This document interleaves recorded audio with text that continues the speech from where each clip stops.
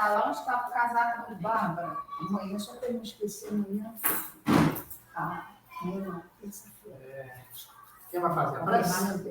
Posso fazer, mas deixa eu só dar uma vizinha antes. A minha querida esposa está fazendo unha e é lá no quebra-copo. Na hora que acabar, ela vai me ligar. Eu preciso dar uma saidinha para buscar, senão ela... É a unha que fica mole, não, o esmalte. Não sei, mas tudo bem. Fica Coisa, tá, deixa eu não ter nada de mim. Então, E outra coisa, eu também, só só um minutinho, eu vou precisar também 8h30 subir para poder dar passe que a menina está precisando, tá? Ajudar no passe. Senhor Jesus, aqui estamos reunidos uma vez mais para estudarmos, compreendermos melhor esta doutrina, especialmente o que é Espírito.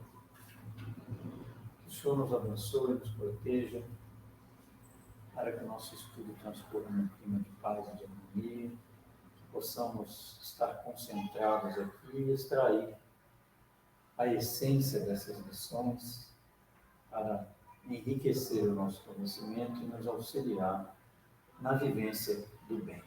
Ser conosco hoje e sempre, que assim seja. Assim seja. Bom, para colocar a Carla, né? Seria a Carla e o Matheus, mas o Matheus ainda não chegou. Matheus, acho que acabou de chegar. Essa moto aí é... Bom, esse é um estudo que a gente fazia, né? A equipe da ectoplasmia fazia, porque está dentro das coisas que a gente precisa entender, das coisas que a gente trabalha. E a gente já estava mais ou menos quase no meio do livro, quando aconteceu a pandemia. E aí a gente ficou literalmente sem esse estudo esse período todo da pandemia. Quando a gente retornou, a gente optou por voltar do início. E a gente retornou mês passado. Então, na verdade, vocês que estão chegando agora, vocês só têm um encontro, né, que a gente já teve. E o João não transmite online, mas ele grava. Então, está na página do SEMA.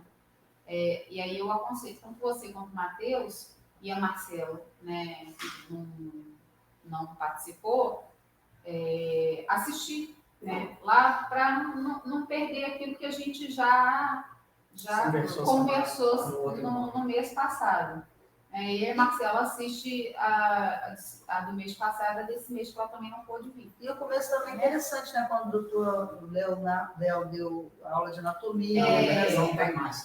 Não tem mais? Ele só que gravou do encontro do mês passado. Não, tudo, eu entendi, mas ele também poderia assistir o documento. Aquele era muito bom, mas aquele material ficava no canal pessoal. No canal pessoal do João e o canal deu bug lá. Então, aquele material perdeu. A não ser que o Leozinho tenha, mas assim, ele só vai ter o material visual, a fala dele não tem. Não deu só bug, deu a sererê, ele marag de bug. Porque de um vão todo pescoço, né? Agora todo pescoço. Ele hoje está aqui. Mas enfim. E aí, esse livro, como é que ele funciona, né? Ele reúne dentro da codificação, boa noite, ele reúne dentro da codificação e reúne as obras subsidiárias, né? Gabriel Delane, Leon Denis, tudo que fala de perispírito, ele joga aqui. E aí a gente ir nos livros e pesquisar lá no livro, o cara fez uma coletânea e publicou isso aqui. Publicou aqui. Então, a gente, na verdade, o que a gente está estudando? A gente está estudando perispírito. Entendeu? E por que a gente está estudando perispírito?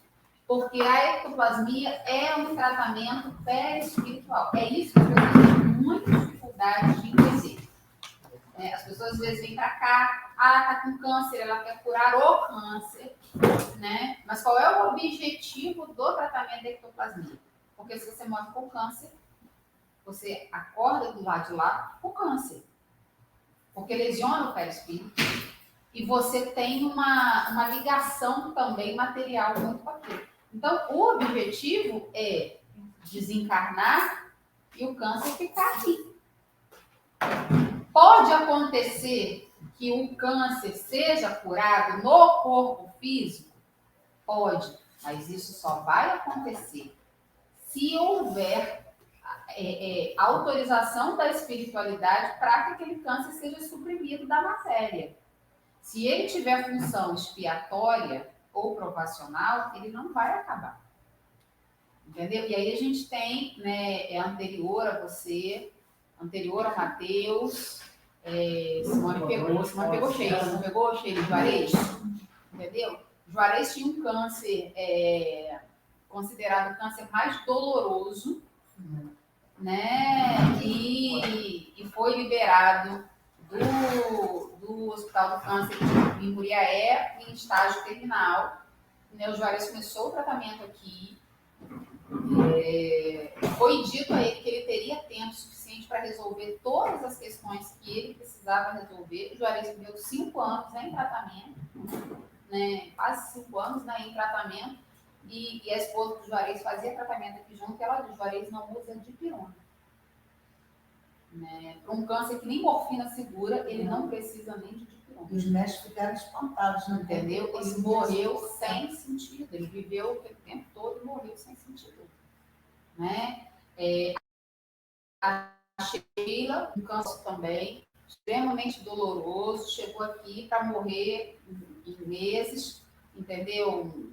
Foi operada, foi retirado o nervo ciático, ou seja, ela não andava, chegou aqui usando um colete, capacete, como se fosse uma armadura para poder sustentar o tronco.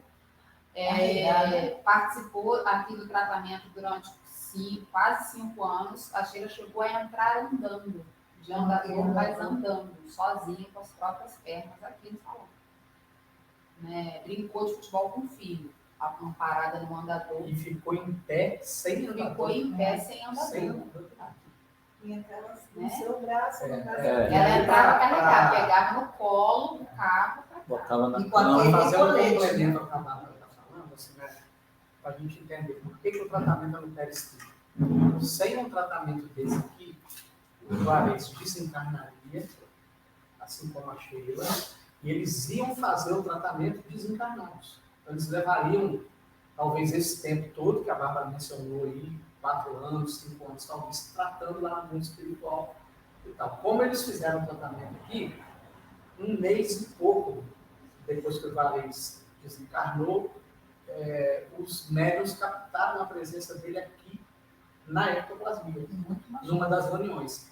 E o que chamou a atenção é que ele acompanhava uma turma que acompanhava os atendentes, o Fritz, o Kleber, etc, etc. Aí deu a noção de que ele estava como estagiário, com 1 mês e pouco de desencarnado.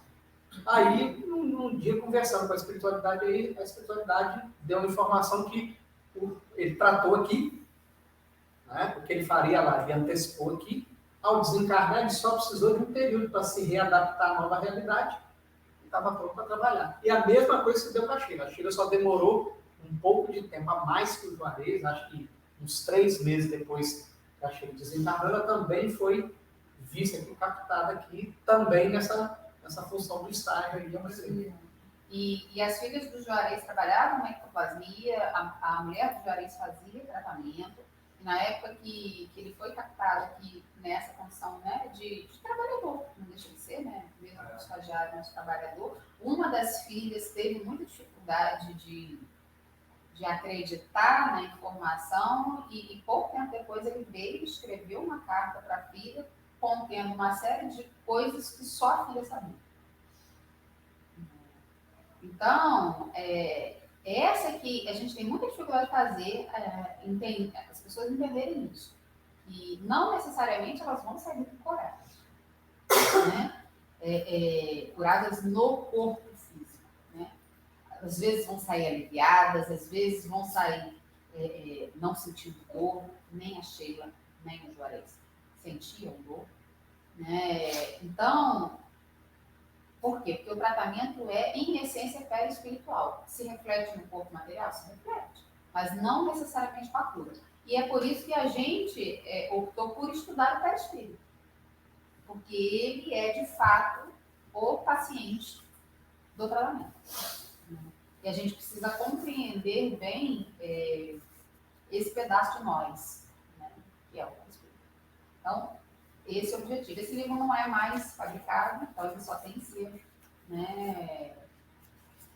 E a gente conseguiu alguns nos selos. O meu eu comprei no seu, chegou assim, não passada, até Exatamente, o seu do mesmo modelo que o meu. Aí, você provavelmente, a gente parou, e aí é aquilo que eu falei, mas você não teve semana passada, né? Exatamente. Mas o encontro passado está gravado e está no Facebook do SEMA, tá? No YouTube do SEMA. É só alguém Entendeu? lembrar que eu pego o link e boto no grupo. Vou botar no grupo, vai botar no grupo para vocês assistirem. Foi o primeiro, porque a gente recomeçou e voltamos do início, porque a gente parou antes da pandemia. Entendeu? Esse estudo Então, a estava gente bastante começou, avançado. a gente estava Mas no a meio. pandemia veio, nós interrompemos o estudo e aí, quando retornamos, decidimos reiniciar. Porque aí o Ney é trabalhador pós-pandemia, a Francine é trabalhadora pós-pandemia, você é trabalhador pós-pandemia, a Carla é trabalhadora pós-pandemia, a Simone não é trabalhadora pós-pandemia, mas não conseguia ir ao estudo. Então, assim, a gente optou por voltar. Entendeu? E apoia recomeçar. todo mundo. Entendeu? E aí a gente recomeçou mês passado. Então tem nos primeiros, né, na gravação que aí você se atualiza. No meu, João, a gente parou na página 88. Você anotou direitinho? No capítulo 2, na verdade, né, na pergunta 135. Né? Capítulo 2, 135. A gente ia começar aqui, não é isso? É isso. Então, o que a gente estudou mês passado? A gente estudou uma página e meio. Né? A gente anda devagar. E aí, aqui está. Essas referências são referências do Livro dos Espíritos.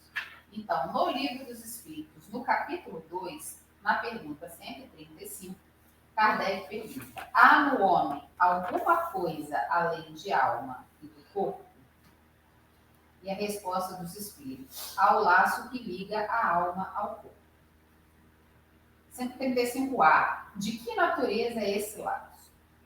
Semimaterial, isto é, natureza intermédia entre o espírito e o corpo. É preciso que seja assim para que os dois possam se comunicar, um com o outro. Por meio desse laço é que o espírito atua sobre a matéria e reciprocamente. E aí Kardec faz um comentário. O homem é, portanto, formado de 3 partes essenciais. O corpo, ou ser material, análogo ao dos animais e animado pelo mesmo princípio vital.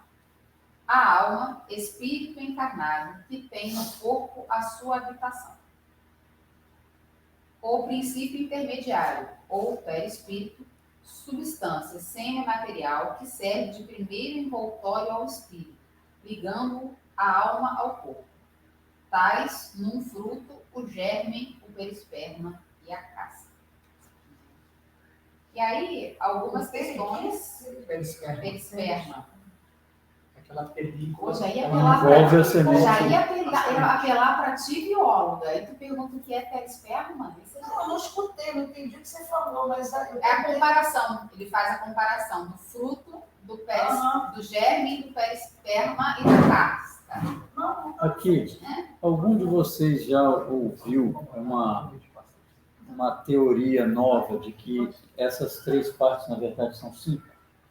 O Elahá estava falando isso. Há uma, assim, o que a gente precisa entender, né? Quando a espiritualidade dita o Livro dos Espíritos, dita a codificação, ela vai alcançar uma humanidade extremamente heterogênea em inteligência, em conhecimento, etc. E aí, claro que, didaticamente, é mais fácil você apresentar 3 do que você apresentar 5, e, na verdade, as chamadas ciências ocultas, etc., falam em 7 corpos. Né? A doutrina espírita recentemente introduziu, as obras subsidiárias, introduzido recentemente o corpo mental, Isso. que era algo que não é mencionado na codificação, exatamente pela questão didática. Aí se você O somar, corpo você teria mental o e corpo mais mental do o duplo etéreo. duplo etéreo. O duplo etéreo. Entendeu? Mas aí Que é isso aqui que ele está falando.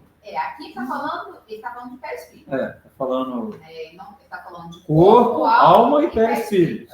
Né? E aí é mais ou menos assim. Conforme a gente vai, a bem da verdade, é tudo questão de foco, né? Então, conforme você vai melhorando a lente do microscópio, você vai vendo camadas ainda mais delicadas. Então, assim, o que a gente precisa, na verdade, atualizar aqui, né? E aí a gente atualiza de acordo com a ciência, né? Pela própria orientação de Kardec. Né? Então, entre espiritismo e ciência, fiquemos com a ciência. O espiritismo caminha e se atualiza com a ciência, né? Hoje em dia, o conceito de matéria dentro da ciência tem caído por terra, né? A proposta é até que esse termo caia completamente em desuso, não caiu, mas tende a cair. Né? Por quê? Porque se entende que tudo, na verdade, é matéria, porque matéria, na verdade, é energia. E aí, o que vai fazer isso aqui, oxigênio diferente, é o teor de vibração das moléculas. Entendeu? E o que vibra é a energia. Quanto mais lento vibra a energia, mais tangível O que faz vibrar é a energia. Quanto mais rápido vibra a energia, mais sutil e imperceptível aos sentidos grosseiros é. Então a gente não vê o ar. A gente sente se ventar, mas se estiver completamente parado, você não vê. Então, para os nossos sentidos, essa sala está completamente vazia, excetuando-se cadeiras, mesas, nós. Né? Mas a gente olha, o que tem entre nós e o teto? Nada. Mas tem. Nesse aspecto, eu recomendo um filme chamado Lucy. L-U-C-Y, Lucy. Com a Scarlett Johansson, que é uma ficção que não tem nada a ver com o espiritismo. Que a gente assistiu, né? Tem nada a ver. Quando a gente começou a assistir. O filme mostra exatamente na ficção uma amplitude da visão que ela vai adquirindo e como ela passa a ver, por exemplo, a energia vital nos corpos orgânicos, homens, árvores, animais, como ela vê a vibração das chamadas de celular, o quanto ela consegue manipular isso. Então, assim, é muito interessante, que ajuda a gente a entender um pouco. Porque ela passa por uma alteração por conta de uma droga específica que é injetada e ela passa a ter funcionalidade, não sei se de 90% do cérebro. Chega até 100%. Chega a 100% do cérebro. A gente na medida que ela vai adquirindo essas funcionalidades. Um cérebro muito complexo, mas a gente utiliza cerca de 5% da capacidade cerebral. E aí, a gente, em média, existem alterações nesses números, né? E aí existem pessoas, por exemplo, que possuem sinestesia, né? Por quê? São pessoas que utilizam cerca de 8 a 9% da capacidade cerebral. Então, essas pessoas que são portadoras de sinestesia vivem um verdadeiro inferno. Por quê? Porque o som tem sabor, cheiro, cor e imagem. Então, são pessoas que, em determinados... e aí, há pouco tempo, assim, estudava um rapaz, tinha um documentário, né? Dizendo que várias vezes ele teve que se retirar da presença de determinadas pessoas porque o sabor da voz era tão amargo que ele vomitava. Você imagina, né? Viver Deve ser bom, não. Não deve ser uma coisa muito boa, Você né? já sente cheiro aqui, você já acha difícil? Entendeu? E aí ele descrevia qual era a forma, a cor, o sabor e o cheiro de músicas, de badaladas de sino, de uma série de coisas. Isso é um filme? Não, isso é científico. Né? Mas tem um documentário sobre isso. Tem pra sobre gente. sinestesia, né? Olha pra gente. Tem um nome de sinestesia. Mas essa capacidade. Então, a gente tem diferença. Hoje, cientificamente, não existe nada que seja considerado semimaterial, né? Tanto que, até pouco tempo, dizia-se que o som não se propagaria no vácuo, porque o vácuo seria a ausência de matéria. Hoje já se entendeu,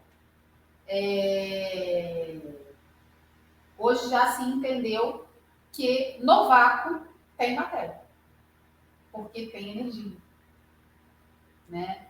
Então, todo esse conceito científico físico tem mudado, né? Aí, ó, sinestesia, relação que se verifica espontaneamente entre sensações de caráter diverso, mas intimamente ligadas na aparência. Determinado ruído ou som pode gerar imagem, cheiro, cor, né? Mas isso não é comum.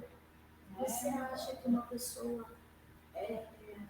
eu tive uma experiência assim, muito desagradável com uma pessoa que exalava um cheiro para mim. Eu sentia um mau cheiro nessa pessoa. E era muito incrível, porque eu fico até arrepiada, porque ninguém sentia o odor daquela pessoa, sabe? Era como se a pessoa, para mim, ela não gostava de mim. Essa pessoa não gostava de mim. E quando eu chegava perto dela, eu sentia um cheiro, um mau cheiro, parecia a pessoa durante um mês. E essa pessoa faleceu. E eu senti o cheiro, esse cheiro, uma vez dentro da minha casa. Eu fiquei louca, eu comecei a orar, falei, essa pessoa está aqui. Não é possível. Isso é uma percepção mediúnica, cara. Inclusive, eu tinha um conhecido na faculdade que era apelidado como Zé do Caixão. Porque ele virava e falava assim, vai morrer. Não dava uma semana, a pessoa estava morta. Né? E aí, uma vez, conversando, eu falei, rapaz, eu era muito católica, né? Eu falei, eu tô frequente esse negócio de macumba, essas coisas. Ele falou assim, não, tem religião não. Eu falei, cara, por que você fala que as pessoas vão morrer, elas vão morrer? Ele falou assim, elas fedem. Eu falei, como assim? Elas fedem a toda. Eu falei assim, gente, ele é muito doido, porque 2 ou 3 das pessoas que ele disse que iam morrer, que quando ele disse que ia morrer, eu tava do lado, eu não sentia nada. Eu falei assim, gente... E aí, tempos depois, estudando doutrina espírita, o que acontece quando você vai morrer? Né? O laço que liga o perispírito ao corpo, ele é ligado molécula a molécula. Né? Kardec fala célula a célula. Hoje em dia, na época de Kardec, a menor parte era a célula. Hoje, cientificamente, a menor parte é a molécula. E não era nem célula, né? Na verdade, era celulose. Celulose. Era a célula maior. Né? Seria até um tecido, na verdade. É um tecido. Tinha mais de uma célula. Hoje, a molécula. Então, assim, cada molécula perispiritual tem um correspondente no corpo físico. E é essa molécula perispiritual que anima a molécula do corpo físico. Quando o perispírito vai ser desligado, ele é desligado molécula a molécula. Então, quando eu desligo a molécula, eu estou num processo de desencarne, tem uma molécula perispiritual ligada a uma molécula material. Quando eu desligo, essa molécula material começa a morrer, porque ela não tem mais animação. Então, são o processo são microdecomposições até que o indivíduo pessoas morra. com essa capacidade olfativa. E o sujeito tinha uma capacidade olfativa tão violenta que ele sentia o cheiro das moléculas já desligadas. Ele sentia o cheiro de podre. E hoje em dia, nesse pensamento não espírita, mas estudioso, por que cachorro pressente a morte? Ele não pressente a morte, ele tem sentimento do outro. Ele mega olfato. E ele sente o cheiro do apodrecimento.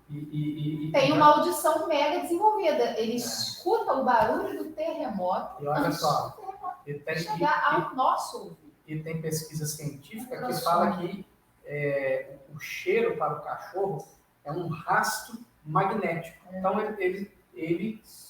quimicamente falando, ele consegue seguir aquele rastro. Rastro sim. Sim. Então, ou seja, a gente deixa um rastro, Uhum. né? O tempo todo. Eu vi um documentário sobre cachorro nos Estados Unidos. O cara pegou o cachorro, deixou o cachorro dele na casa dele, foi de carro para uma praia a 8 quilômetros de distância da casa, de carro. E aí a equipe soltou o cachorro foi atrás desse Farejou faro primeiro, magnético, ele chegou na fareja areia da primeiro. praia onde o cara estava. Aí a gente pensa assim, nossa, meu cachorro me ama tanto que eu moro no alto de Tombos e eu tô chegando lá no meu ano Tombos, na estrada, e o cachorro começa a latir. Né? Independências à parte não é amor, é cheiro.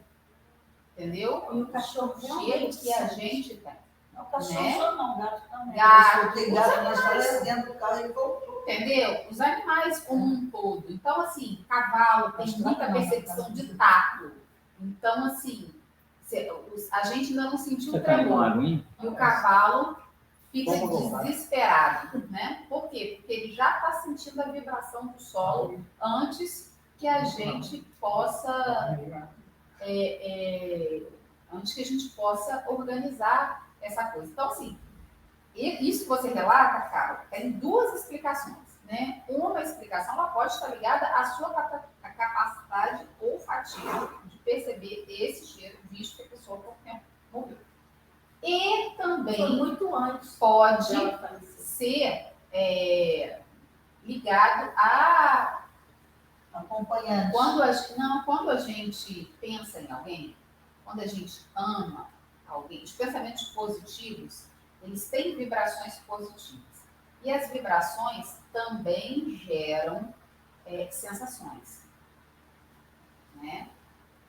As coisas negativas, elas têm uma vibração negativa e elas geram sensações. Então, quantas vezes a gente chega perto de uma pessoa e se arrepia, né, positivamente ou negativamente. Então, assim, da mesma forma que a própria satisfação sexual gera feromônio, né, os animais geram feromônio, nós geramos feromônios, e os feromônios, eles têm receptores corretos. Então, a gente quando fala assim, eu gosto muito de fulano, daria muito certo, mas não tem química. Né? Isso é muito comum, né? Você falar, fulano não tem química. Realmente não tem. Porque para você ter uma atração sexual, o feromônio do homem, do macho, precisa ser compatível com o feromônio da fêmea, da mulher, ou dos dois machos, ou das duas fêmeas. Enfim, precisa haver uma compatibilidade química. Então, esse ditado popular que diz que o relacionamento não tem química, ele tem um fundo de verdade. Isso tudo gera odor. Então, assim, é uma percepção muito mais no campo mediúnico do que no campo dos sentidos propriamente dito. Porque as pessoas que são portadoras de sinestesia, elas não escolhem o que sentir, por exemplo. Entende? Então, elas sentem o cheiro de todas as vozes, de todos os sons, de todos... Não é assim isso. Esse eu sinto, esse eu não sinto. Da mesma forma, as pessoas que têm o chamado ouvido absoluto. Né? São as pessoas que literalmente escutam toda e qualquer nota. No caso, geralmente essas pessoas tocam no ouvido, qualquer instrumento, porque elas têm uma concepção neurológica da nota e elas conseguem reproduzir, né? Nas nuances mais... E aí você tem exemplo até de pessoas com baixo cognitivo, né? Que são o caso dos savants, né, que são pessoas geralmente autistas severos ou deficientes mentais severos, que têm super capacidades ou em desenho ou em som, o caso do filho do Jô Soares, por exemplo, que tinha ouvido absoluto, que tocava qualquer instrumento, né, de ouvido, mas era incapaz de uma série de outras coisas, escrever inclusive. Mas é que, assim, em algum momento você estava falando da questão da energia, que vem caindo porque é o conceito de Matéria, matéria. no sentido de que matéria é energia. Sim. Entendeu? É. E o que faz com que algo seja materialmente tangível é a rotação energética.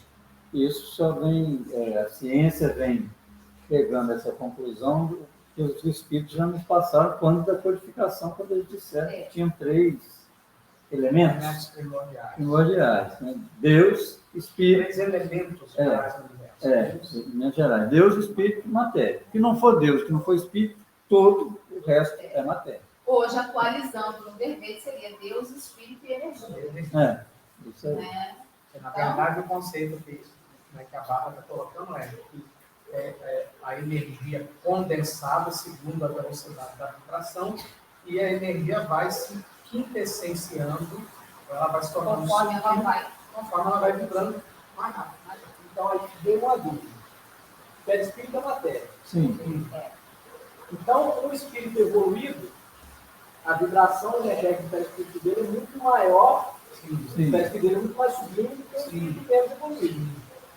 A capacidade mediúnica necessária para conseguir captar um espírito mais evoluído é diferente da necessária. Claro. A capacidade mediúnica é diferente e, indiscutivelmente, se o médium é terreno, o espírito precisa frear a rotação. Sim, isso que a gente diz, de abaixar a vibração e o médium levar para conseguir a comunicação. Eu digo assim, percepção. Não perca de vista que o processo de ver os espíritos, ouvir os espíritos, etc., é um processo em que o espírito mistura a energia dele com a energia do médium. Até na visualização. Qualquer tipo de É por isso que não somos nós que enxergamos o espírito. É o espírito que se ele que se deixa ver. E é por isso que o mesmo espírito pode aparecer para todos nós aqui, todos nós médiums diferentes, ele pode aparecer em gradações diferentes. Para um, completamente nítido, para outro, abrumo, para outro, só o tronco, segundo a escolha dele. E se ocultar para algum. E se ocultar para outro. Entendeu? Então, o que a gente precisa entender é o seguinte: captação mediúnica está associada à glândula pineal. Né? A glândula pineal, ela foi vista em ressonância magnética, inclusive, ela é formada de uma série de cristais. São cristais de apatita, que na geologia hoje são os cristais responsáveis pela transmissão magnética.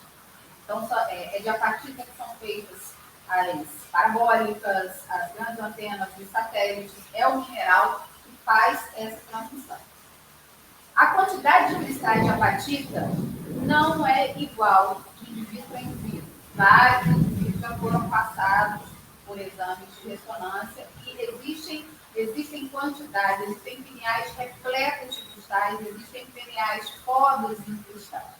Quanto maior a quantidade de cristais de apatita, maior a capacidade mediúnica do indivíduo. Logo, a gente nasce com uma capacidade mediúnica, a mediunidade não se desenvolve. Não se. Porque O que se desenvolve é moralidade. Entendeu? O que a gente chama de desenvolvimento mediúnico está errado. Na verdade, deveria chamar-se educação mediúnica. Entendeu? Então, assim, todo mundo, a não ser alguém que tenha uma deficiência, todo mundo nasce enxergando. Agora, é de um processo de educação que você vai voltar os olhos para a pornografia, você vai voltar os olhos para a física, você vai voltar os olhos para a música, você vai voltar os olhos para seriados, você vai voltar os olhos, entende? Então, mas a capacidade de enxergar é inata, né? A não ser que haja gente depois na Terra, né? Existem pessoas que são zero mediunidade. Por quê? Nasceram com lesões na pineal, ou não possuem a pineal, ou a pineal morreu por algum motivo, né? E a glândula pineal, ela fica dentro de uma estrutura óssea dentro do cérebro chamada célula turca, né? Onde fica a hipófise. A glândula pineal é uma glândula anexa à hipófise. Então, se você, por exemplo, tiver, os que o Estevão tem, uma deficiência adquirida na gestação, chamada síndrome da célula turca parcialmente vazia, que é problemática. Né? Por quê? Porque se a hipófise ela cresce fora da célula turca, tá tudo certo. A célula turca inunda de líquido cefalorraquiano. Se ela cresce onde ela deveria crescer, dentro da célula turca, também está tudo certo. Agora, se a célula turca, a hipófise cresce metade fora, metade dentro da célula turca, a parte vazia da célula turca enche de líquido e esse líquido começa a pressionar a hipófise e matar a porção que está para dentro. Por exemplo, a porção que está para dentro do externo é responsável pela produção de GH e de melatonina. Então, sem complementação hormonal, o Estevão não faz o ciclo circadiano, não dorme e não cresce.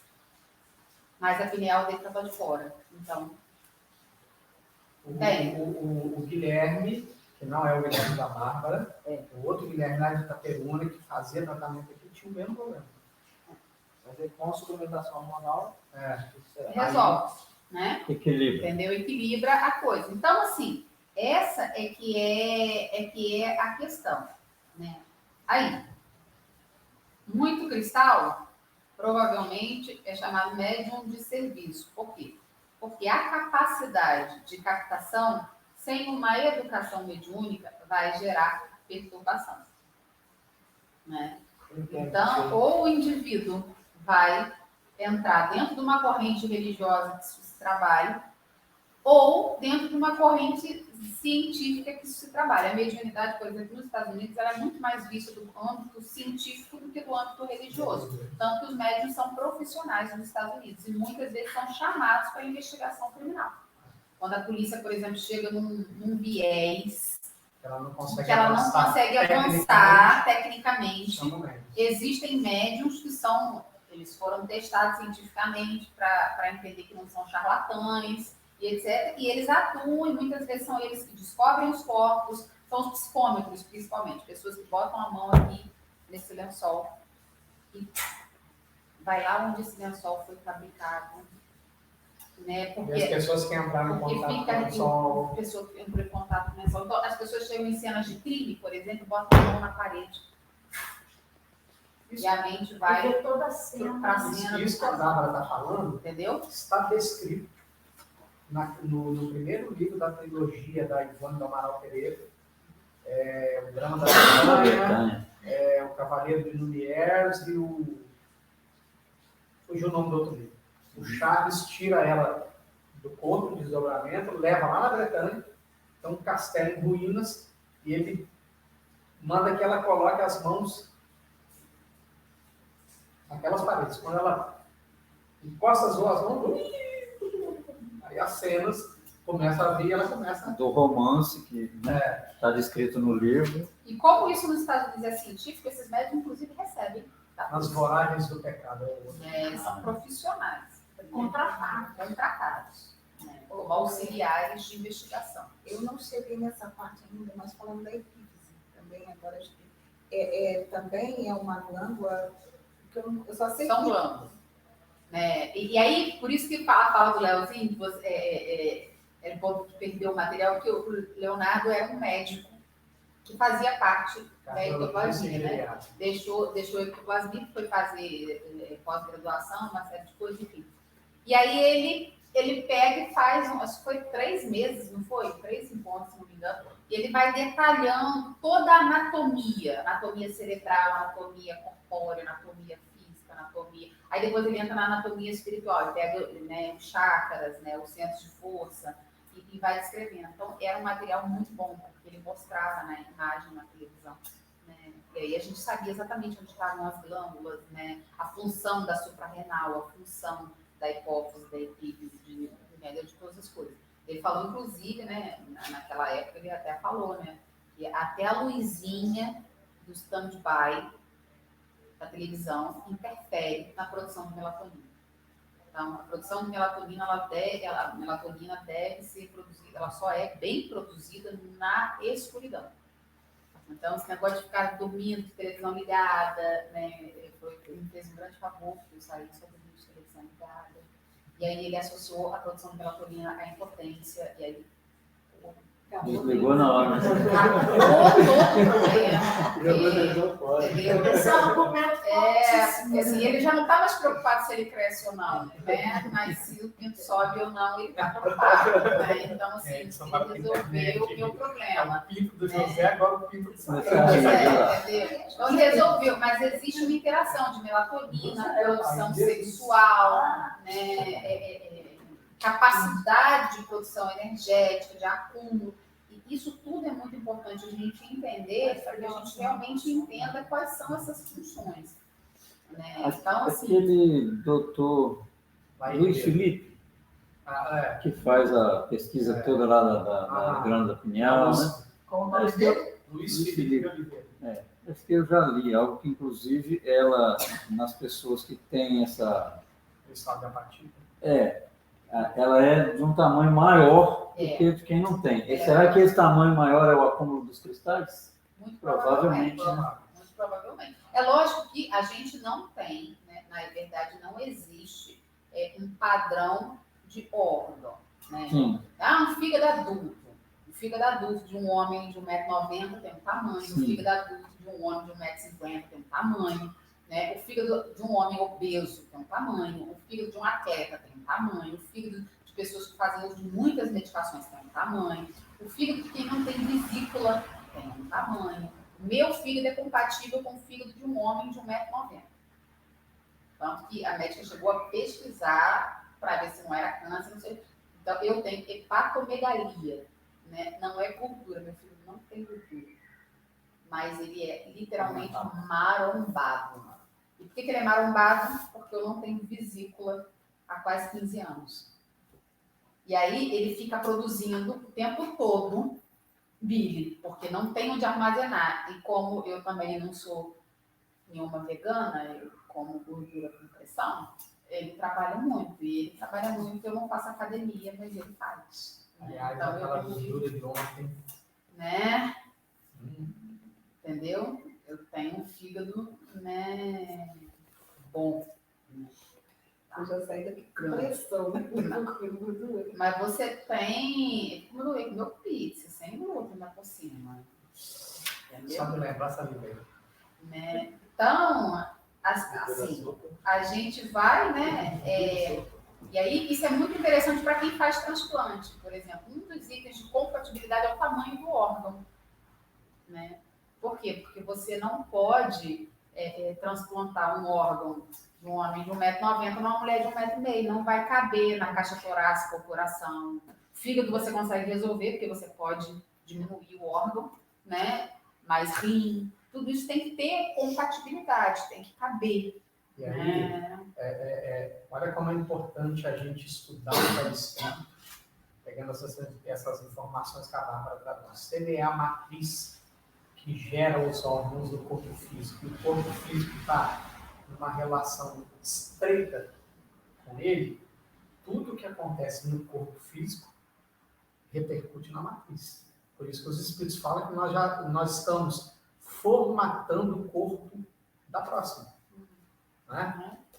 Então, ou seja, se você usou um órgão, né, exigiu daquele órgão por conta de uma dieta alimentar mal direcionada, ou você não dormiu a quantidade de horas de sono que era recomendado, você teve uma vida extremamente estressante por sua escolha. Tem gente que tem vida estressante porque a vida é estressante naturalmente, né? Mas por escolha, né? Então você afeta órgãos e essa afetação do órgão, esse comprometimento do órgão, ele vai ficar gravado no perispírito. Então mais embaixo. O negócio é mais embaixo, exatamente. A ciência não conseguiu fechar, até o presente momento, a causa da chamada rejeição de transplante. Né? Por quê? Porque um órgão só é transplantado quando há compatibilidade de cada HLA, de cada... não é só... não, é A positivo, podemos transplantar o órgão. Não. Né? A compatibilidade sanguínea é o primeiro passo. Por que para saber se é compatível tem que fazer o exame de sangue? Porque se você tiver tipo de sangue diferente, nem tenta. Né? Então, eu sou mãe do Inácio. Inácio é AB positivo. Inácio precisar de qualquer coisa, nem investigo. Porque a primeira incompatibilidade está ali. Né? Então, eu talvez possa ser doadora de algum órgão para o Guilherme, que é A positivo. Também. O Estevão é B negativo. Você é Eu sou A positivo. A positivo. Né? Mas eu posso ser A positivo, ele ser A positivo e não ter compatibilidade dos alelos. Então, a ciência ainda não conseguiu fechar um entendimento. Por que um órgão X é transplantado? Tá tudo certo. Tomando, né? Você tem que baixar, né? Tem que tomar A pessoa fica imunodeprimida por resto da vida porque tem que suprimir a imunidade para fisicamente o órgão não ser. Porque a compatibilidade não é exata, não é como gêmeos, né? Mas é uma compatibilidade que, em tese, não pode gerar rejeição se você tiver um sistema imunológico contido. A ciência não consegue entender por que em alguns isso dá certo, em outros isso não dá certo. O órgão simplesmente apodrece, né? E existem cientistas espíritas que explicam ou que estudam e que alegam que essa incompatibilidade, essa rejeição é perispiritual. Porque como é ligado molécula a molécula, quando você faz um transplante, o seu perispírito precisa ligar-se a cada molécula daquele órgão, ou a pelo menos a maioria das moléculas do órgão, para que haja viabilidade do órgão. E aí ele vai dizer o seguinte,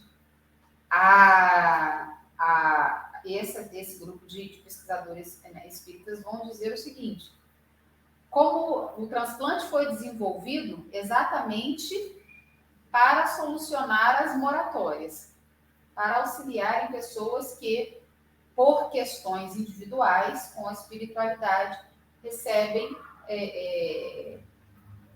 o direito de permanecerem além do programado. Para as pessoas que isso não está vigente, que a morte necessita vir por aquele caso, o perispírito recusa a religação. E futuramente, se ele é um molde, no meu caso, por exemplo, né?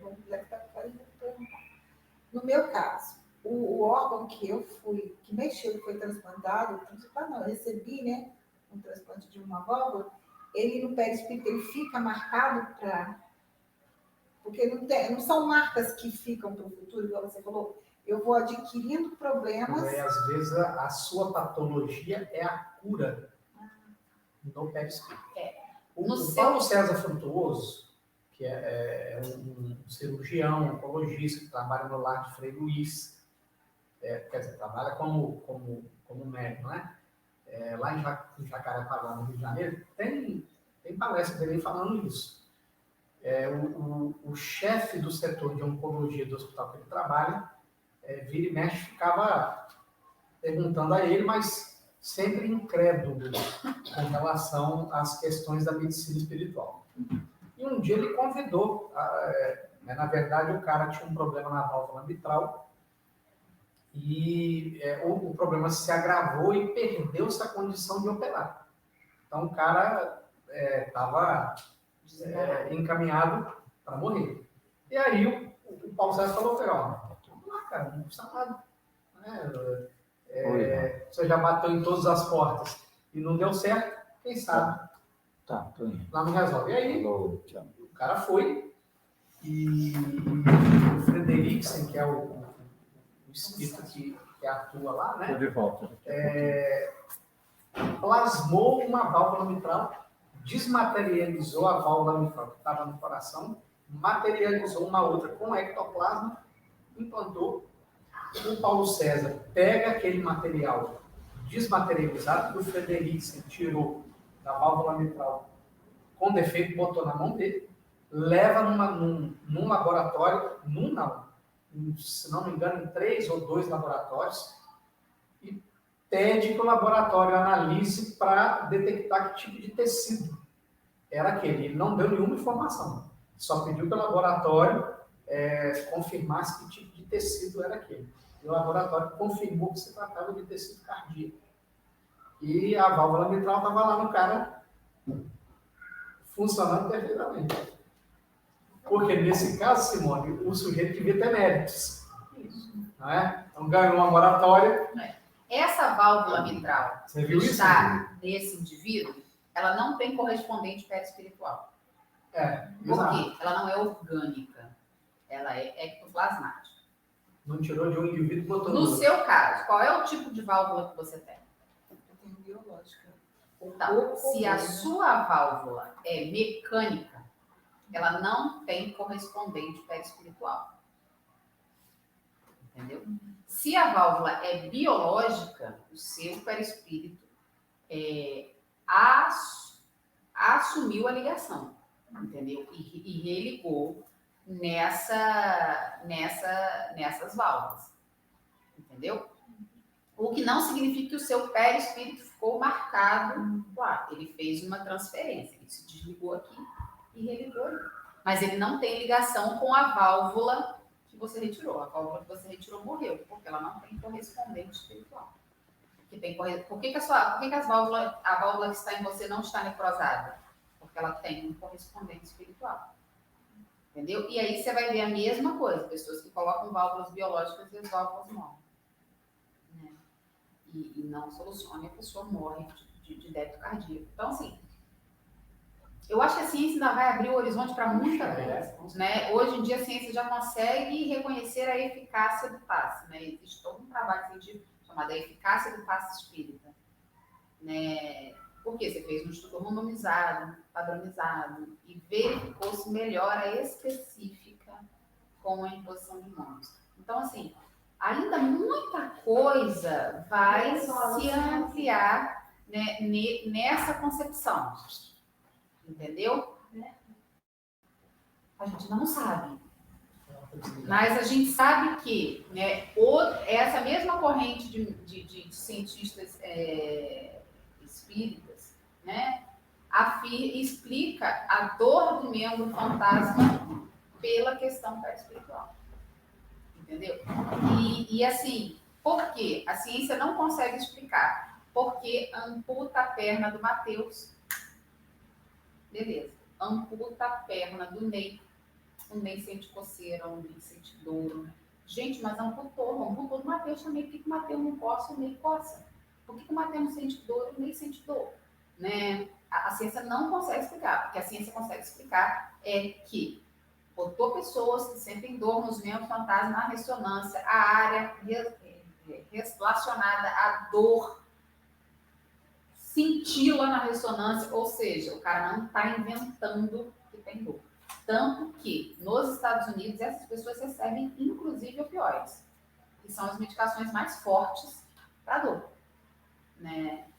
Eu já presenciei isso. Eu fiz durante 10 anos uma auditoria em um posto de urgência. E às vezes eu ia à noite, porque eu trabalhava em outros lugares, e eu ia à noite para checar o estoque, inclusive os psicotrópicos, né, que tinha controle, eu tinha que checar com as receitas, né, aquela receita especial, e eu checava o estoque do psicotrópico. E tinha uma paciente que eu tive um problema sério, porque ela não tinha nem quantidade de receita suficiente, mas o pessoal dava o medicamento. Ela teve uma perna amputada e ela chegava no posto berrando, gritando, ela batia nas pessoas, ela sacudia as pessoas de dor naquele membro amputado.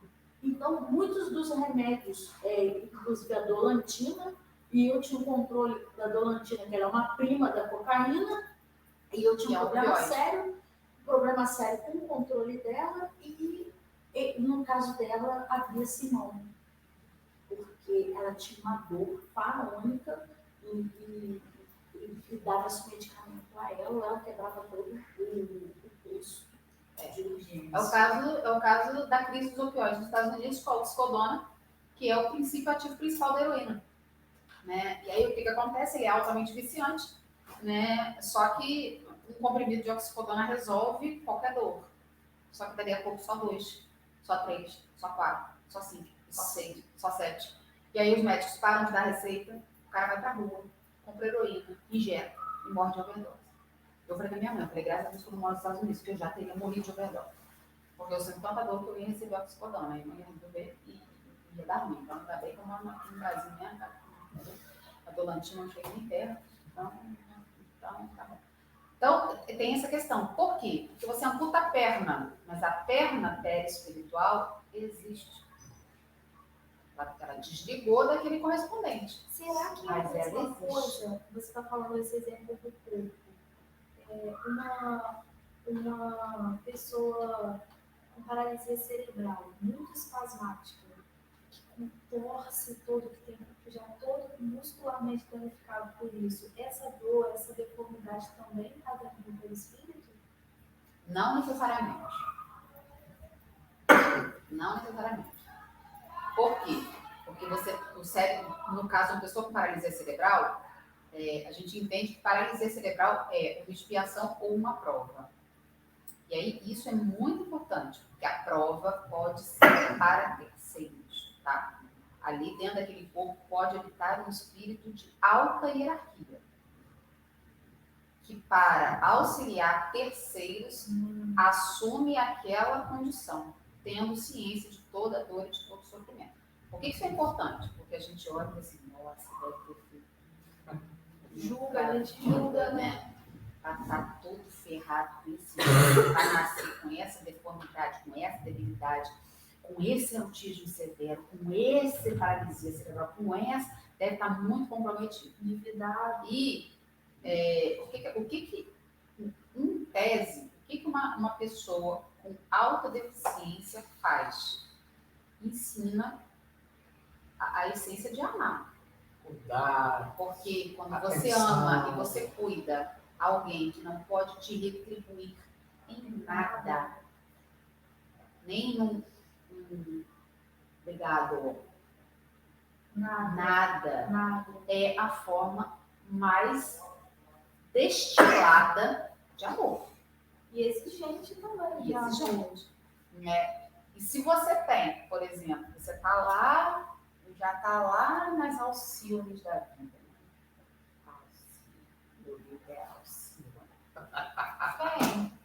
Sabe, meu menino. Essa pessoa deixou de mim publicamente, eu vou passar por eu estava num grupo de estudo e eu falei lá em Alcione e ele simplesmente botou a marrom para cantar. E eu tive que tirar foto, mostrar que no meu livro não tinha acento. Então era Alcione e não Alcione, como na maioria dos livros. Aí você arrancou o livro do bolso. Não, eu tirei foto, porque eu sou uma pessoa que Eu mas não fiquei adianta, só continua zoando do mesmo jeito. Não, sim, a estrela mais elevada, não sei o quê. Mas você olha e você vê um espírito muito querido seu, chafurdado na psicopatia, no orgulho, na avareza, na desgraça. Aí o que você faz? Você pensa assim, cara, esse sujeito precisa amar. Precisa amar. Aí você olha para ele lá de cima e vê que ele está chapado no egoísmo, na desgraça, mas ele é louco para ser pai. Aí você fala, não, agora ele ama. Agora eu vou ensinar ele a amar. E você faz filho dele todo turco. Não necessariamente habita ali um espírito, né, comprometido, atrasado. Então, nesse caso, mudar o perispírito está todo preservado. Nesse caso, o perispírito está todo preservado. Por quê? Porque ele uma... vai plasmar o corpo com aquela debilidade de comando do espírito do qual ele pertence. Vamos lembrar, né, Bárbara, que tem Kardec, não é um caso de paralisia cerebral, mas Kardec registra um caso dos médiuns que ele evoca um espírito encarnado, uma alma portadora de síndrome de Down. A espiritualidade retira o espírito em desdobramento, leva na reunião onde Kardec está, e ele desdobrado incorpora no médium e Kardec pergunta, a deficiência está no cérebro ou está no perispírito? E aí ele responde, está no cérebro. Fora do corpo, eu sou normal como qualquer um de vocês. Quando eu volto para o corpo me limita. Então, o caso dele é o caso de alguém que veio para tornar de terceiros, para terceiros. Hoje, a pergunta de Kardec seria, a deficiência está no perispírito ou está na genética? Porque a síndrome de Down é uma síndrome genética. Ela está em todas as células. Todas as células possuem trissomia do cromossomo 21. E aí, nesse caso, não tem comprometimento do perispírito? Não. Se a síndrome fosse para a prova ou expiação dele, ele responderia então que estava no perispírito. Não necessariamente. Se for prova, não. Se for expiação, sim. Porque aí, uma deformidade de expiação, ela está restaurando pela matéria o perispírito. Então, você está aqui e aí você está muito revoltado porque o seu namorado não te quer, você dá um tiro na cabeça. Você lesiona profundamente o corpo e essa lesão lesiona o perispírito pelas ligações molécula-molécula, visto que você estava vivão. Ou seja, não estava desconectado mente e cérebro. Você estava vivão. E você deu um tiro na cabeça. E esse impacto atinge e deforma a parte do perispírito responsável por criar. Aquele perispírito lesionado vai criar cérebro lesionado enquanto ele não se restaurar. E aí, cada vez que ele renasce, anencefalo, ele se restaura. Renasce em paralisia, ele se restaura, até que essa necessidade cesse. Entendeu? Se for uma prova, o perispírito está pleno das capacidades, mas está moldando um corpo deformado para provar o espírito. O que é uma prova, em tese? Não é o que acontece na escola, porque estudante é uma raça vagabunda, né? Mas, em tese, o professor dá a prova quando o estudante está pronto para fazê-lo, certo? O professor não chega, bom dia, meu nome é Bárbara, sou professor de geografia, temos prova. Senão, professor, é um psicopata, né? Mas... Entendeu? O que ele faz? Ele dá aula, ele passa exercícios, tem um tempo de estudo. Então, pressupõe-se que a prova vai medir as aquisições que o estudante fez em todo o processo. Como a gente tem estudante vagaba, né, o cara não faz o processo todo, faz a prova e tira zero. Mas a prova é feita para ser gabaritada ou bem respondida. Uma prova é feita assim, para isso. Então, espiritualmente, a gente parte do princípio que nenhum espírito atrasado vai ser provado, porque a prova é uma escolha. O espírito atinge, olha, eu já trabalhei muito na humildade, trabalhei muito na humildade. Eu quero saber se realmente eu fiz a aquisição da humildade. Aí, o espírito, né, as coisas lá em cima, humildade, né, humildade. Número 1 da forte, como é que tá? Tem condição? É lá que vai nascer. Humildade. Vamos lá ver. Pronto. Entendeu? Então, há um planejamento. O perispírito está intacto e constrói uma estrutura, se a prova precisar da estrutura orgânica, ali. Ele vai construir. Trabalhei muita vaidade, quero então saber se eu realmente resolvi o meu problema com a vaidade. Beleza. Mamãe, ingere um remedinho de estômago na gravidez, vamos lá. Opa, nasceu cotoco, não tem bracinho, não tem perninho. E aí, trabalhou vaidade? Como é que é? Mas o perispírito está integral. Agora, se eu lesiono o perispírito constrói, plasma o corpo futuro lesionado. Se você tem um carimbo que falta uma letra, quantas vezes você carimbar a mancha? É o caso do suicida. O caso do suicida. É o caso, por exemplo, de alguns casos que a ciência tem muita dificuldade de explicar. Porque existem 2 tipos de cirrose diferentes. Existe a cirrose hepática e existe a cirrose de outras causas, né? Cirrose bacteriana, cirrose medicamentosa, cirrose alimentar, né? E pelo exame do fígado você sabe exatamente que tipo de cirrose é. Então, já surgiram casos dentro da medicina de bebês recém-nascidos, cuja mãe nunca bebeu, cujo pai nunca bebeu, os recém-nascidos também não podem ter bebido, e a criança recém-nascem na UTI neonatal, com cirrose hepática alcoólica. E assim, ninguém sabe explicar de onde veio o raio de cirrose. Criança bebeu, sua mãe não bebeu, você sabe, passou por onde o raio, ó, né? E aí, para nós é fácil verificar que esse fígado foi plasmado cirrótico na modalidade, no formato alcoólico, porque uma vida alcoólica profunda anterior lesionou o perispírito, que vai moldar o filho. E esses mesmos pais vão gerar no outro filho. Sem nada. Sem nada. Sim, porque isso é uma vida individual desses filhos. Porque é a questão do perispírito que a gente está conversando. Um lesou, o outro não. Seria um caso da expiação, nesse caso. Uma participação aí do campo mental, né? Para formar essa... Exatamente. E aí, fumantes, E aí, antes de crianças encarnar, ele nascem já sabe que vai ser assim? problema. Depende. Ele pede para Se a encarnação é compulsória, não sabe. Entendeu? Espíritos perversos geralmente têm encarnações compulsórias. Isso é sem planejar? Sem capacidade, conhecimento, sem capacidade, sem qualquer autonomia no planejamento encarnatório. Por falta de capacidade moral? De discernimento. Falta de capacidade moral, por falta de discernimento, por falta de condições. Um espírito Rebeldia, muito provavelmente um perverso, espírito desse que não precisa quer reencarnar, meu bem, se você deixar na mão dele, ele vem como? É isso aí que eu Líder de todas as nações para matar mais, tá? Entendeu? Então, assim, não tem essa liberdade. A liberdade é proporcional. Qualquer liberdade, inclusive o livre-arbítrio, ela é proporcional ao desenvolvimento moral.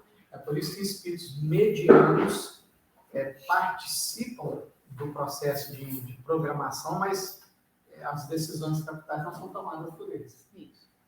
E espíritos graduados escolhem. Quando a explicação da reencarnação de Segismundo, Emmanuel deixa muito claro, né? Que aquela é a programação média, ou seja, Segismundo tem ciência, tem temores, aceita, mas não define a participação dele, né? Os pontos capitais não são feitos por ele. Aí Emmanuel diz, para espíritos acima ou abaixo, Muda tudo. muda tudo. Né? Muda tudo como? Espíritos acima determinam as próprias trajetórias. Espíritos abaixo sequer podem aceitar ou rejeitar qualquer coisa.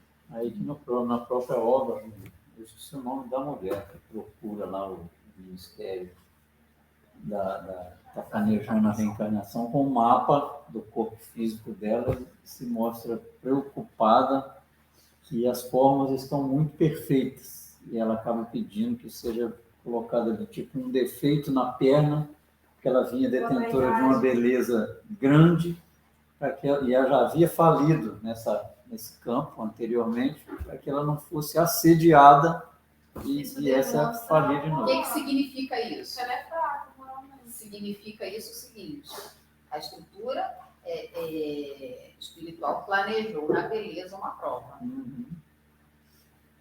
E ela, com toda a sinceridade do mundo, chega para aqueles professores e diz assim: olha, eu não estou preparada nesse nível. Eu não estou preparada nesse nível. Para isso dar certo, eu preciso que tenha algum obstáculo aí. Não estou preparada para uma prova desse para uma prova desse tamanho. Eu preciso que reduza um pouquinho. Tem medo de falir e bota um defeitinho aqui para... Gente, eu sempre tive muita dúvida. Assim, chegava até, talvez até duvidar mesmo da existência de isso tudo, sabe? Da reencarnação, de como isso acontecia. Mas, quando eu fiz 17 anos, eu quis sair de casa, eu queria ir para o exército. Meu pai nunca me prendeu. Mas o meu pai falou uma coisa para mim: você não podia ir embora agora. Você precisava ficar. Na época eu namorava o meu atual esposo. E ele foi meu primeiro namorado. Meu pai falava assim: você precisava ficar para você aprender, porque é na família de Roberto que você vai aprender sobre a espiritualidade. Na família de Roberto, na família você de vai Roberto, aprender. meu pai Aprende falava. mesmo. E olha o que aconteceu. Reza fora. O irmão do meu marido, ele teve Aí, ó. aos 14 anos, teve uma manifestação de uma doença na família, atrofia muscular espinhal. E Hoje em aí, dia é muito conhecido. exatamente, e se identificou na família toda a doença, olha só. Todo mundo, é genético. Todo mundo tem no sangue. Eles fizeram um exame, tal. Mas o irmão dele, o terceiro filho, o Pedro, que ficou acamado e ficou muito deformado. E alguns começaram a ter a doença, né? E outros não. E eu comecei a ver aquilo na família e falei assim, caramba, fulano tem a doença, está muito avançada.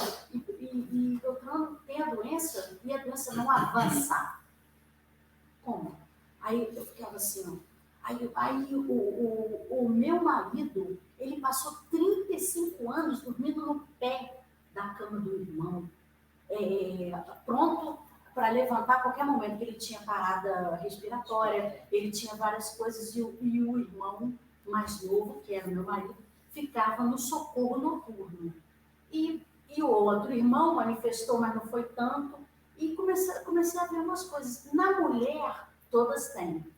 Na mulher, ela não manifesta. Mas na irmã, que é ruim, manifestou. Olha que doideira. Eu falei assim, gente, não é possível. E a outra, que é a cunhada, que também é ruim, assim, mas os filhos dela nasceram com a doença. Olha só, já está em outro patamar, já está. E a doença fica assim, ó. Aí, acho que o resgate é olhar um irmão, olhar o outro, falar, como que fulano tem doença? A doença não foi nele. Aí o outro irmão, aí eu olho meu marido, oro todo dia, falei, meu Deus do céu, essa doença vai manifestar, Roberto. Aí um dedo do Roberto ficou esquisito. Aí eu falei assim, e a minha cunhada fica, Roberto, levanta o braço ainda. Mas o Roberto não tem a doença. E por que o Roberto não tem doença? Ela tem uma revolta do meu marido não ter a doença. Aí quando eu encontro com ela, eu falo, Senhor Jesus, me ajude. Ela todo dia ela fala sobre o meu marido não ter a doença. Mas aí um dia eu estava muito preocupada com ele, que ele estava com uma dor nas costas e as costas ficaram tortas, assim, a coluna dele deu uma entortada no momento da dor. Eu falei assim, Roberto, dá uma vista dessa doença, não é possível, Jesus, me ajuda. Aí depois eu fiquei mais calma, falei assim, não, o resgate que ele tinha com a doença, ele passou 35 anos com o irmão dele, e ele tem a doença, que eu sei que tem, que em alguns pontos eu vejo, mas a doença nem não manifesta.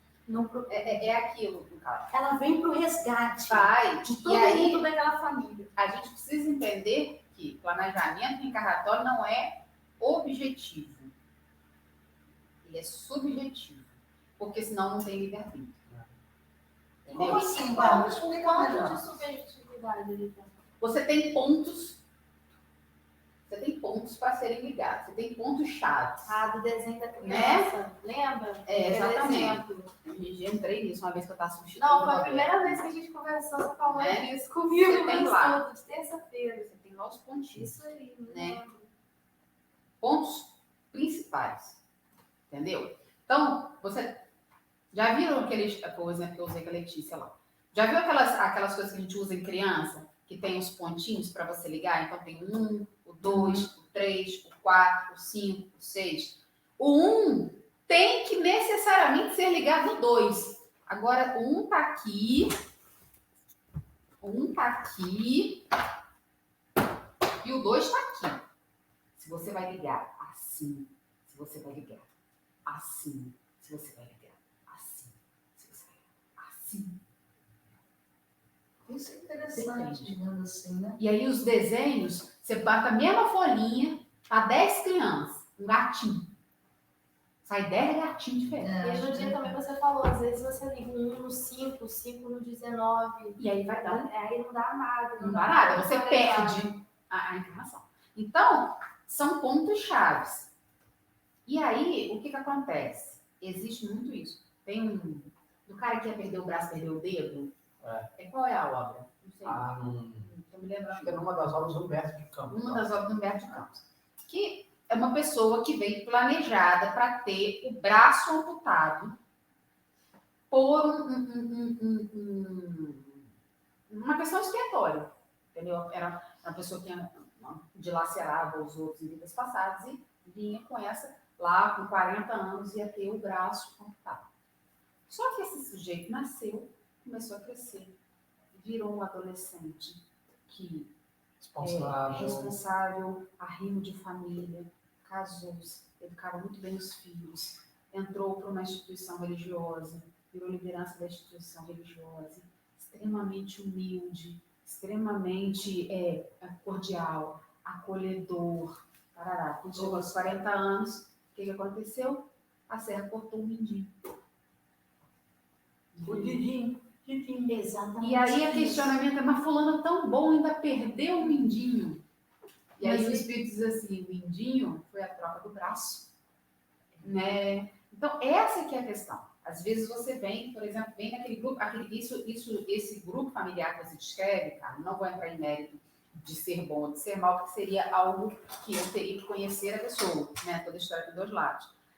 Mas não vou entrar nesse Não, são pelas histórias que são contadas. Mas essas questões sindrômicas genéticas que atingem grande parte da família são resgates coletivos. Sim. Né? Da mesma forma que os acidentes de carro, as boate kicks, são resgates coletivos. Né? Então, são expiações coletivas. Mas, de acordo com o comportamento do indivíduo, ele vai diminuir ou acrescentar problema nessa cobrança. Então, isso muda ao longo da Isso muda ao longo da encarnação. E é uma grande prova, você sabe por quê? Isso é uma grande verdade, porque uma das minhas cunhadas, da taxa limite, que deve ser 100 e pouco, ela tem 800 do grau da doença, ela não passou para nenhum filho, nenhum neto, ninguém tem a doença da família dela. E ela é uma pessoa assim, você fala para ela assim, tô com um problema. Ela, nossa, eu vou orar para você. Ela é capaz de orar para você uma semana direto e à noite, e ela bota um despertador, não vou acordar de madrugada, vou orar para você. Ela é uma pessoa assim, e ela tem 800 do grau da doença, 800, e não manifestou nenhum filho, nenhum neto, ninguém tem a doença. E ela tem 800 graus do negócio. E aí, o que acontece? O comportamento dela gera um benefício, né? E qual seria o melhor benefício para ela? Ter grau 50 da doença e transmitir a doença para todos os seus amados? Ou ter os seus amados... se você me perguntar, né? O que você prefere? A coluna 0 e a coluna de Estevam, Guilherme, Inácio, Carolina, Camila, Calma, ferrada? Ou a sua coluna ferrada é deles intacta? Não tem certeza que eu vou ficar na minha coluna ferrada. Entendeu? Então, assim... É uma questão de ter essa alteração desse plano, porque senão, gente, a gente transforma tudo numa coisa extremamente rígida, e aquilo que é rígido, até a ponte de Niterói robotizada, né? Vamos combinar, né? Já ficaram na tempestade na ponte de Niterói? Sacode, tá? Eu já peguei várias vezes. Sacode. Não sacode 20 centímetros, não. Sacode 1,5 metro. Né? Tu fica lá em cima, a ponte fecha, não entra, não sai, você fica doido, já sai daqui. Né? Então, assim, por que ela sacode? Porque se ela não sacudir, ela quebra. Né? Então, ser maleável é um processo necessário. Então, assim, não tem. Porque se você diz assim, não, fulano matou, tem que morrer. Fulano matou 20. Gente, pelo amor de Deus, vamos pensar aí, né? Vamos voltar lá, sem julgamento, voltar no nosso amigo Hitler. Imagina quantas vezes esse sujeito vai ter que morrer para depois começar a viver, né? Porque se você contar a quantidade de vítimas do Holocausto e você for botar na mesma matemática da coisa, né? Morrer 6 milhões. O sujeito tem que reencarnar 6 milhões de vezes só para pagar o Holocausto. Depois ele vai começar a adquirir alguma coisa. Não é assim que funciona. Não. Então, o mesmo Hitler que causou 6 milhões de mortes, pode, de repente, dar um arrependimento profundo, visto que era um espírito extremamente inteligente. qualquer coisa, menos vou, né, só ver a trajetória realmente dele. E ele é considerado um dos ícones de inteligência da humanidade, como Napoleão Bonaparte, Maquiavel, etc. O sujeito cai num arrependimento tão profundo e diz assim: eu vou usar a inteligência para restaurar a vida, já que eu tirei a vida de tantas pessoas. E aí ele vem e descobre a vacina do ebola. Aí não precisa morrer 6 milhões de vezes. Não, ele Pedro. salva 6 milhões de Pedro vidas. deixou a formulazinha lá, não é isso?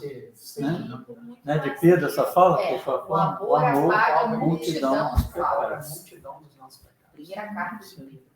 Né? Então, a gente entender que nada é, Deus não é, eu costumo muito dizer isso nas palestras, Deus não é matemático, Deus é filósofo. Né? A coisa não é exata.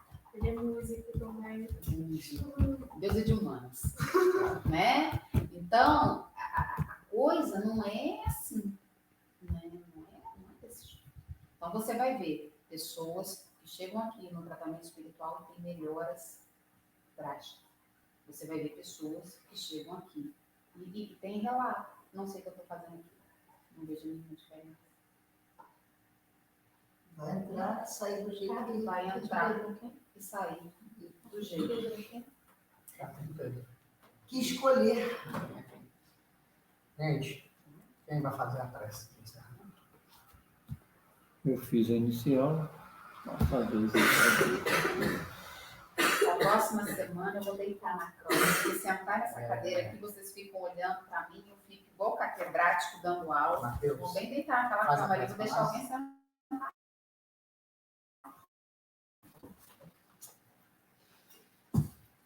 Mestre Jesus, queridos amigos espirituais, eu ainda vou dar mas eu agradeço a oportunidade de estarmos mais uma vez reunidos, buscando compreender as luzes do Mestre, buscando nos aproximar do conhecimento espiritual. Obrigado por essa oportunidade, Senhor. Posso nos acompanhar cada um dos seus lares, que a tua presença vai estar sempre presente no nosso coração. graças a Deus. Graças a Deus. Sandra, João.